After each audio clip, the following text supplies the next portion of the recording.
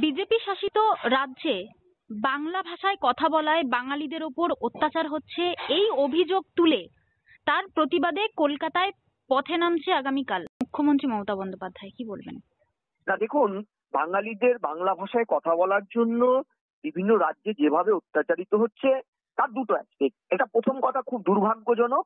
আমরা একটি যে শুনেছিলাম যে মহারাষ্ট্রে বাল ঠাকুরের সরকারের সময় বাল ঠাকুরে নাকি ট্রেন ভর্তি ভর্তি করে বাংলা ভাষীদের তাড়িয়ে দিয়েছিল।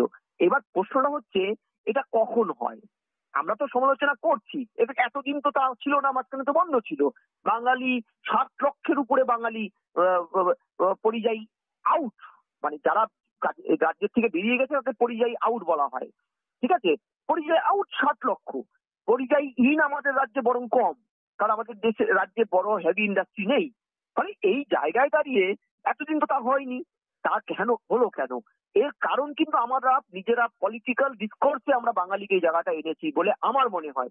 দেখুন, রাজ্যে পশ্চিমবঙ্গে তৃণমূল সরকার 11 সালে ক্ষমতায় আসার পরে এটা তো আজকে তৃণমূলও মানে যে আমরা সীমান্তগুলো প্রায় 2210 কিলোমিটারের মতন বা পশ্চিমবঙ্গের সাথে বাংলাদেশের সীমান্ত, যারা ওপারেও বাংলাভাষী আমরাও বাংলাভাষী, তাদের বাড়তি যেটা প্রবলেম চাপ সেটা হচ্ছে রোহিঙ্গা, মায়ানমারের আরাকানের রোহিঙ্গাদের তারা রাখতে পারছে না, পুশ করছে। এই জায়গায় অরক্ষিত জমি না দেওয়া, পশ্চিমবঙ্গ সরকারের জমি না দেওয়া, অসহযোগিতা করা, যেটা 2023 সালে 12ই ডিসেম্বর একদম সুপ্রিম কোর্টে মামলা চলাকালীন সলিসিটর জেনারেল তুষার মেহতা পর্যন্ত মাননীয় সুপ্রিম কোর্টকে জানিয়েছিল পশ্চিমবঙ্গ সরকার সীমান্তে জমি দিচ্ছে না, আমরা কাটাতে বেড়া দিতে পারছি না, বরং জমি নীতি কঠিন থেকে কঠিনতর করছে। এটা তো ছিল, এবং এটা তো স্বীকার করে নিয়েছে গত মাসে নবান্ন যে এবার আমরা জমি দেব। তাহলে প্রশ্নটা হচ্ছে, যখন এই ভারতবর্ষ পশ্চিমবঙ্গের সীমা দিয়ে ঢুকে পশ্চিমবঙ্গের থেকে খোলমকচি টাকা দিয়ে তৃণমূল নেতাদের পয়সা দিয়ে প্রচুর Aadhaar card, voter card, job card সবকিছু ভারত সরকারের জোগাড় করে ইজি অ্যাক্সেস করে নিয়ে ভারতবর্ষের বিভিন্ন প্রান্তে জঙ্গিবাদ চালাচ্ছে, বিভিন্ন প্রান্তে দখলদারি করে বসে আছে। 35.5 লক্ষ ভোটার নাম কাটা গেছে, তাদের তথ্য বলছে নির্বাচন কমিশন। বিহারে তাদের একটা বড় অংশ রোহিঙ্গা এবং বাংলাদেশ। মানে এটা তো পশ্চিমবঙ্গ থেকে এসেছে। আপনি চিত্রকূটে ধরা পড়লো কর্ণাটকের বাংলাদেশি পশ্চিমবঙ্গের থেকে তৃণমূল নেতাদের টাকা দিয়ে voter card, I card, even job card পেয়েছে। শুধু তাই নয়, আপনি দেখুন 7 রাতের মতন জঙ্গি পশ্চিমবঙ্গের 2 জায়গায় তাদের ভোট, হরিহরপাড়া আর এই মুর্শিদাবাদের আরেকটা জায়গায়। আমার প্রশ্নটা হচ্ছে, এগুলো তৈরি হয়েছে বলেই তো আজকে অন্য রাজ্যে আমাদের সস্তার লেবার বাংলাভাষীদের, সেটা হিন্দু হোক মুসলিম হোক, তাদের ওখানকার মানুষ সন্দেহের চোখে দেখছে। কারণ নিজেদের বাঁচার তার রাইট তো সবার আছে। আর্টিকেল 19 তো স্পষ্ট লেখা আছে, 1940 তো তাই লেখা আছে। ফলে সে রাজ্যের মানুষ এতদিন বাঙালিদের ভালোবাসতেন, তাদের এফিসিয়েন্সির জন্য, সে হিন্দু হোক বা মুসলিম, আজকে তারা ভয় পাচ্ছে। কারণ এই পশ্চিমবঙ্গ দিয়ে কারা ঢুকছে, কারা বেরোচ্ছে।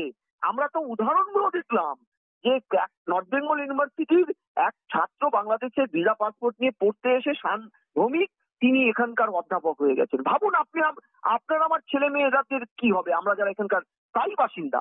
ফলে এই এই প্রশ্নটা যখন আমাদের বাঙালিদের ভিতরেই, তাহলে ও রাজ্যগুলোতে বিভিন্ন রাজ্যের বাঙালিরা অন্য ভাষাভাষীর লোকজন তো তারা ভয় পাচ্ছে। যে বাঙালি লোকটির সাথে আমি কথা বলছি তারা বাংলাদেশের নয় তো, তাদের ছেলে মেয়ে আমাদের ছেলে মেয়ের চাকরি খাবে না তো।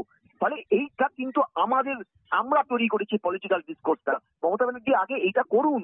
2005 সালে তিনিই তো একদম পার্লামেন্টে দাঁড়িয়ে এমপি থাকাকালীন কাগজ ছুড়ে মেরে তৎকালীন ডেপুটি স্পিকার চরণ সিং এর মুখের মধ্যে মেরে বলেছিলেন পশ্চিমবঙ্গে 1 কোটি বেআইনি বাংলাদেশি অনুপ্রবেশকারী আছে যারা সিপিএম কে ভোট দিয়ে জেতায়।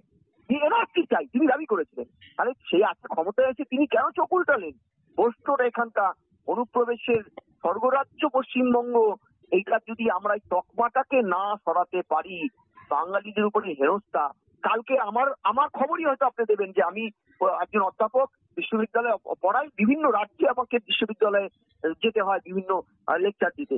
ফলে আমাকেই হয়তো বাংলাদেশি বলে হেনস্থা করলো। কারণ এখন তো অধ্যাপকরাও বাংলাদেশ থেকে এসে চাকরি পাচ্ছে। আজকে কল্যাণীর একটা খবর শুনলাম যে হাজবেন্ড ওয়াইফ বাংলাদেশের অধ্যাপক কল্যাণীতে থাকছে, বেতন নিচ্ছে বাংলাদেশ থেকে। তাহলে ভাবুন তো আপনি আমি কোথায় দাঁড়িয়ে আছি। এই জায়গাটায় গিয়ে কিন্তু আমরা আমাদের সর্বনাশটা করেছি, এবং আমাদের পলিটিক্যাল যে কাউন্টার পার্টটা তৃণমূল বা আগে বামেরা ছিল তারা এটা তৈরি করেছে। ফলে ভারতবর্ষের বিভিন্ন প্রান্তে ছড়িয়ে গেছে। পশ্চিমবঙ্গে বাংলাদেশের স্বর্গরাজ্য, তাদের মাধ্যমেই বাংলাদেশিরা সাপ্লাই পাচ্ছে বেআইনি ভাবে, ফলে এর জন্য বাঙালিরা হেনস্থা হচ্ছে। এইটা যদি আপনি ইগনোর করেন, তাহলে মমতা ব্যানার্জি আজকে লোক দেখানো যে এই যে মিছিল কালকে হবে শুনলাম, আমি লোক দেখানো এই কারণেই বলছি, দেখুন আমি পলিটিক্যাল পার্সন নই, মমতা ব্যানার্জি এত বাঙালি দরদি, অথচ গুজরাট বিহার থেকে অবাঙালিদের এনে ভোটে দাঁড় করাতে হচ্ছে, এখানকার কোনো নেতা তিনি পাচ্ছেন না, তাহলে বুঝুন তাহলে তিনি কতটা বাঙালি দরদি। আমি এগুলো সপক্ষে যাচ্ছি না, বাঙালি এ রাজ্যে বুঝতে হবে তাদের উপরে এত হামলা হচ্ছে কেন। কারণ বাংলায় তো ভারতবর্ষের জাতীয় সঙ্গীত এবং জাতীয় স্তোত্রই বাংলায় গাওয়া হয়, তাহলে তার মানে যে বাঙালির এত বড় কন্ট্রিবিউশন তাকে একটা হেনস্থার শিকার হতে হচ্ছে কি শুধুমাত্র পলিটিক্যাল কারণে না, বাংলার ভেতরের যে পলিটিক্যাল কাউন্টার পার্ট বাঙালিরা যাকে জিতিয়ে আনছে তাদের অকমন্যতাও তো এখানে প্রমাণিত হয়, তাই নাকি? অপরদিকে অসমের মুখ্যমন্ত্রী হেমন্ত বিশ্ব শর্মা জানিয়েছেন, বাংলাদেশ থেকে ভারতে অনুপ্রবেশকারী রোহিঙ্গাদের যথোপযুক্ত নথি না থাকায় তাদের বিরুদ্ধে ব্যবস্থা নেওয়া হচ্ছে, আর তা নিয়েই মিথ্যে রাজনীতির খেলা শুরু করেছে তৃণমূল ও বাংলার মুখ্যমন্ত্রী। না দেখুন, হেমন্ত বিশ্ব শর্মা রাজ্যে বাংলাভাষী বা বহিরাগত অহমইয়া অহমের ভূমিপুত্র নয়, এদের উপরে এই ধরনের অ্যাক্টিভিটি আজ নয়, আমরা ওইসব যুগ দেখিনি, আমরা পড়াশোনা করি 70-60-এর দশক প্রফুল্ল মোহন্তের সময় তৎকালীন সুপ্রিম কোর্টের অর্ডারে রাজীব গান্ধী দেশের প্রধানমন্ত্রীকে বাধ্য করেছিল সুপ্রিম কোর্ট যে অসমে গিয়ে অসম অ্যাকর্ডে সই করতে, সেটা তো আছে। অর্থাৎ সারা ভারতবর্ষে এনআরসি চালু হলেও অসমের ক্ষেত্রে এটা হবে না, বিকজ সেখানে অসম অকর্ডস আছে, এটা বুঝতে হবে। মমতা ব্যানার্জি হাওয়া গরম করলে হবে না, ওখানে অসম অকর্ডস কার্যকর আছে, সেটা কোন সরকার করেনি, সুপ্রিম কোর্ট করেছিল, অর্ডার দিয়েছিল। অসমের মূল নিবাসী অহমিয়া এবং আদিবাসীদের, চা বাগানের আদিবাসী, তাদের ঝাড়খণ্ড মধ্যপ্রদেশ থেকে ধরে নিয়ে যাওয়া হয়েছিল, যার একটা বড় অংশ নর্থ বেঙ্গলে ডুয়ার্সেও আছে আদিবাসীরা, সেখানে আসামেও আছে, তাদের স্বার্থ ওখানে আগে দেখা হবে, এটা তো সুপ্রিম কোর্ট বলেছিল লেট 70s-80s এর দিকে। মানে হাওয়া গরম করা ছাড়া কিছু নয়। মমতা ব্যানার্জির আন্দোলনকে আমি ছোট করছি না, তিনি বাঙালিদের স্বার্থ দেখবেন, এটা তো স্বাভাবিক। সবেদল নির্মণি এই পশ্চিমবঙ্গেই তো তিনি আছেন, আর কোনো রাজ্যে তার ক্ষমতা নেই, কিন্তু তার যেন এটা দ্বিচারিতা না হয়। কারণ একে তিনি বাঙালি প্রতিনিধিত্ব জায়গায় বিহার থেকে গুজরাট থেকে লোক এনে ভোটে দাঁড় করাচ্ছেন, আবার ওদিকে বলছেন বাঙালি বাঙালি বাঙালি। আমার কথাটা হচ্ছে কোনটা ঠিক আপনার? যদি বাঙালিদের কথাই ভাবেন আপনি, তাহলে কেন বাঙালিদের আজকে সারা ভারতবর্ষে হেনস্থা হতে হচ্ছে, তার পলিটিক্যাল কারণটা আপনি খুঁজছেন না, কেন এই রাজ্যটা স্বর্গরাজ্য? আরেকটা বিষয় হচ্ছে মমতা বন্দ্যোপাধ্যায়ের যে বাঙালি প্রীতি বা বাংলা ভাষায় মানুষদের প্রতি এতই দরদ, তাহলে হিন্দু বাঙালি সনাতনীদের রথযাত্রায় উর্দু কিংবা আরবি ভাষার পোস্টার কেন ছিল? দেখুন, মমতা ব্যানার্জির সবটাই পলিটিক্যাল কৌশল। তিনি মুসলিমদেরও ভালোবাসেন না, তিনি হিন্দুদের তো ভালোবাসেনই না। মুসলিমদের কি উনি ভালোবাসেন? যখন অ্যাপিসমেন্ট পলিটিক্স, অর্থাৎ শোষণের নামান্তর। অন্তত এই রাজ্যের মুসলিমরা আপনাদের মতো সচেতন মিডিয়ার মাধ্যমে এটা বুঝে গেছে। তা না হলে যদি মুসলিম, আমি ওইটা দিয়ে শুরু করছি যে এই যে কথায় কথায় বলেন না মুসলিমদের মমতা ব্যানার্জি ভালোবাসে হিন্দুদের, আমি বলছি মুসলিমদেরও ভালোবাসে না, হিন্দুদের তো ভালোবাসেই না। এইটা সব পলিটিক্যাল খেলা, দুটো সম্প্রদায়ের মধ্যে লড়িয়ে দাও। তাই দেখা যাবে হিন্দুদের একটা রিচুয়ালস, পুরী যেটা ধাম, চতুর্থ সবচেয়ে কলিযুগের ধাম, সেটাকে তিনি কোনো ইয়ে ছাড়াই তিনি তুলে ওরকম একটা আদলে তৈরি করলেন। সেটাও মন্দির বলতে পারছেন না, সেটা জনগণের ট্যাক্সের টাকায় তৈরি করে ওটাকে বলছেন কি গবেষণা, মানে কি সাংস্কৃতিক কেন্দ্র। আমার কথাটা হচ্ছে হালাল প্রসাদ। আমি বলছি যে এগুলো মমতা ব্যানার্জি সন্তর্পণে করেন, হিন্দু মুসলমান বিভেদটা তৈরি করার, একটা শ্রেণীকে বার্তা দেওয়ার, আমি তোমাদেরকে কত ভালোবাসি, আর দেখো আমার নিজের ধর্ম, আমি ব্রাহ্মণের মেয়ে, আমি এই ধর্মটাকে কত ছোট করি। বাস্তবে তিনি কোনো ধর্মের লোককেই ভালোবাসেন না, নিজের ভাইপো এবং নিজের পরিবার, নিজের ক্ষমতার দিকে থাকা ছাড়া। আমি কেন বলছি আপনাকে, দেখুন মমতা ব্যানার্জি আজকে ওবিসি বামেদের সময় 2010-এ ওবিসি যেটা তৈরি হয়েছিল, এই স্প্লিট হয়েছিল, ইনি আবার 2012-তে আইন টাইন করে এটা করলেন, বাদ চলে গেল সুপ্রিম কোর্টের রায়ে, বামেদের সময়কারও এখনো। তারপরে হাইকোর্ট কি বলেছিল যে 2009-এর যে 66টি সম্প্রদায়, অর্থাৎ 7% ওবিসি, যার মধ্যে 12টাই হচ্ছে মুসলিম, তাদের নিয়ে আপনি চাকরি বাকরি রিজার্ভেশনটা করুন যতদিন না পর্যন্ত রায় বেরোচ্ছে। তিনি ওটাও নিলেন না, অর্থাৎ ওটা নিলেও তো অন্তত 12টা মুসলিম সম্প্রদায় কিছুটা পেত।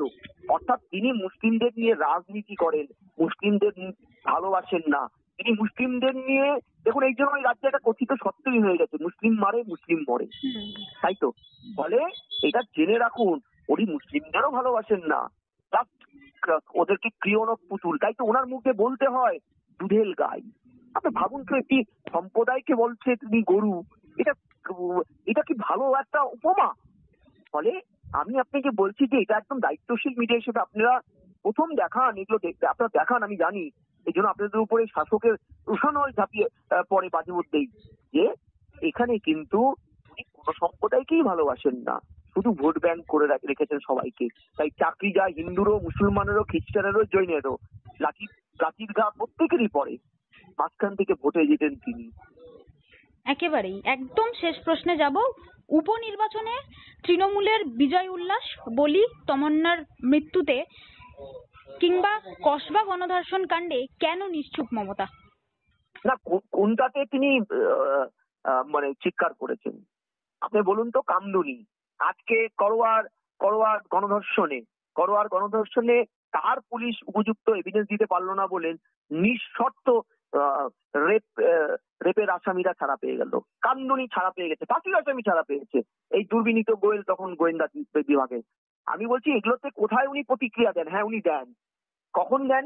ধর্ষিতার চরিত্র নিয়ে কথা বললে, প্রেগনেন্ট ছিলেন, ছোট্ট ঘটনা, পিটি ম্যাটার, এগুলো নিয়ে রেড চার্জ বেঁধে দেওয়া, তার এইগুলো সিলেক্টেড, উনি সব ব্যাপারে বলেন না। দামাল ছেলেরা দুষ্টুমি করলে উনি কিছু বলেন না, চুপচাপ থাকেন। অর্থাৎ আপনি এমন একটা রাজ্যে বাস করেন যার পুলিশ মন্ত্রী কাম মুখ্যমন্ত্রী কাম স্বরাষ্ট্রমন্ত্রী কাম স্বাস্থ্যমন্ত্রী তার 4টে দপ্তরেই সার্বিকভাবে ব্যস্ত। তাই দেখবেন স্বাস্থ্যও পুরো ধসে পড়েছে। আরজিকর পৃথিবীর সবচেয়ে ভয়ানক ঘটনার পশ্চিমবঙ্গে হলো, এশিয়ার প্রথম হাসপাতালের ভেতরে কর্মরত একজন ডাক্তার খুন হলেন, তার পুলিশ কিছু করতে পেরেছে? হ্যাঁ করেছে, দাঁড়িয়ে থেকে এভিডেন্স ট্যাম্পার করেছে। আজকে মুখ্যমন্ত্রী কেন বলবেন? মুখ্যমন্ত্রী তো এই ঘটনাগুলোর সাথে আমি বলবো না সরাসরি যুক্ত, তার দল যুক্ত, অর্থাৎ পরোক্ষভাবে যুক্ত। ফলে আজকে উনি এই জন্যই চুপচাপ থাকেন, বোবার শত্রু নেই। হ্যাঁ, মাঝে মধ্যে এইসব বিষয় দেখুন, আজকে তাকে এই উপনির্বাচনে একটা ফুটফুটে মেয়ে বলি হওয়া, বিজয় উল্লাস কতটা আমাদের। তারপরে তিনি কি করলেন? হুমায়ুন কবিরকে দিয়ে পিছন দরজা দিয়ে টাকা পাঠানো, এবং তারা একটা স্ক্রিপ্ট রেডি করলেন, যেটা টাকাটা যদি না নেয়, যদি বুমেরাং হয় তাহলে একটা শোকজ করা হবে হুমায়ুন কবিরকে। আপনারা শুনেছেন হুমায়ুন কবিরকে শোকজ করার পরে তার কি উত্তর, কি পেলো না পেলো, কি ব্যবস্থা? ওটা কিন্তু স্ক্রিপ্টেড, ওনাকে বলে দেওয়া হয়েছিল যদি গেমটা সফল হয়ে গেল, অর্থাৎ তার রেড চার্ট অনুযায়ী মেয়ের বাবা মা টাকা পয়সা নিয়ে নিল, তাহলে তমন্নার বাবা মা, তাহলে তো সাকসেসফুল, তাহলে পুরো full credit goes to Mamata. আর যদি নাই নেয় তাহলে হুমায়ুনকে বলা হবে আমরা তো কেউ পাঠাইনি। কি অমানবিক দেখেছো? ওর ব্যক্তিগত।